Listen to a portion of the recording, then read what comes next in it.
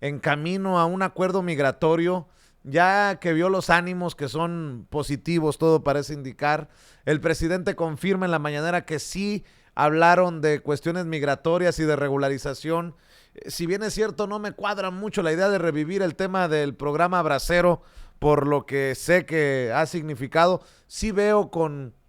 mucho interés y con mucha esperanza que el presidente Andrés Manuel López Obrador logre posicionar este tema de la regularización para los inmigrantes indocumentados en Estados Unidos con un Joe Biden que esperemos logre concretar lo que no se concretó con la enchilada completa entre George W. Bush y Vicente Fox, con Jorge Castañeda como canciller. Ni siquiera concretó el propio Barack Obama, quien falló a su promesa de campaña de regularizar a los inmigrantes indocumentados en sus primeros 100 días de gobierno. ¿Cómo lo ve? Yo sería muy cauta, Vicente, porque desafortunadamente, y no quiero que se me decepcionen aquí, pero atrás de esto que puede ser una buena relación que baja mucho los niveles de angustia y de ansiedad, eso sí, de cosas que Biden mismo puede aprobar porque son acciones ejecutivas que tienen que ver con que el presidente mismo pueda revertir, por ejemplo, ya lo sabemos, el tema este del quédate en México que está permitiendo que la gente cruce ya a Estados Unidos, o en su momento que ya se apruebe un tipo de visado extraordinario para los Dreamers. Ya se ha anunciado y se ha dicho, pero bueno, estamos esperando que ya se haga efectivo, o lo que llaman ellos trabajadores esenciales, que también es como el descubrimiento de la pandemia, ¿no? Bueno, resulta que quien te da de comer es el trabajador que no tiene documentos, oh sorpresa. Y entonces en ese sentido, bueno, hay propuestas que sí dependen del Ejecutivo, del presidente, pues,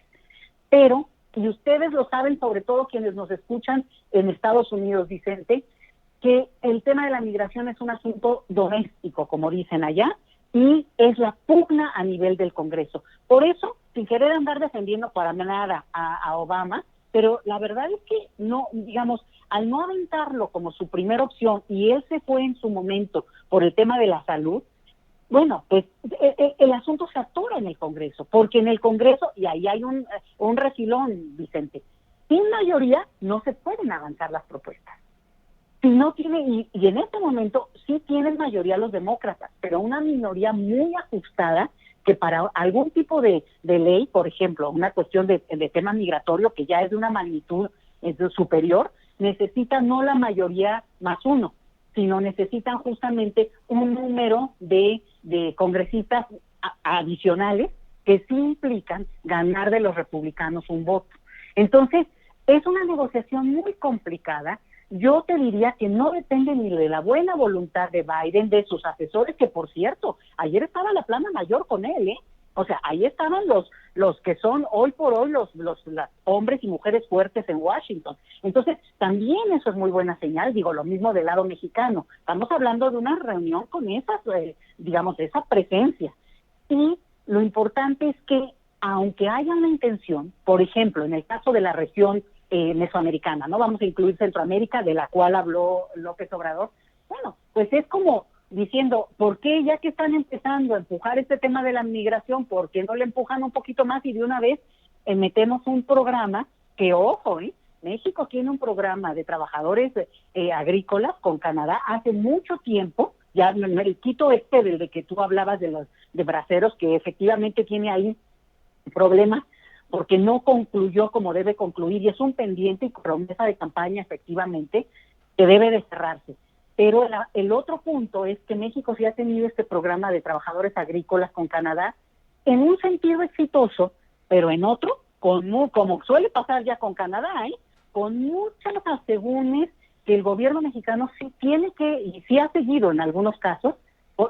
darle seguimiento, porque sí hay violaciones a los derechos laborales, hay una serie de cosas que, bueno, ya se han documentado. Entonces, el hecho de proponer un nuevo tipo de programa es muy bueno, porque al final es quitar la hipocresía en una movilidad, Vicente, que sería muy fructífera para todos estos países. Porque si tú de repente tienes que 10 millones de personas tienen la posibilidad de ir y venir, viajar, vivir aquí, vivir allá, dinamizas la economía, la estadounidense y la nuestra, ¿eh? O sea, ¿y qué te digo de Centroamérica? O sea, gente que tiene muchísimas ganas de estar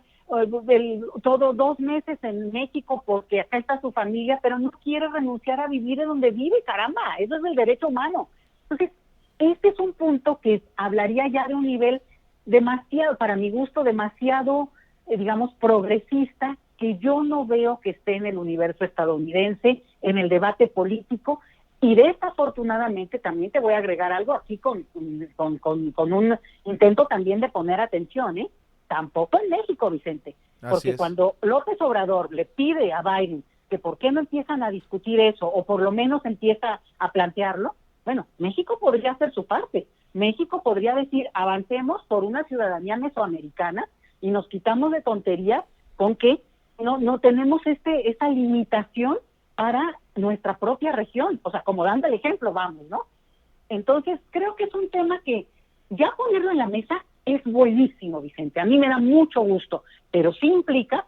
que nosotros tenemos que hacer una tarea muy fuerte, te lo digo, y tendría que extenderme acá y no tengo el tiempo, porque necesitamos hacer muchos cambios nosotros los mexicanos, pero la otra es muy positiva, que ya se diga y que además no se achique un presidente mexicano diciendo, sí, quieren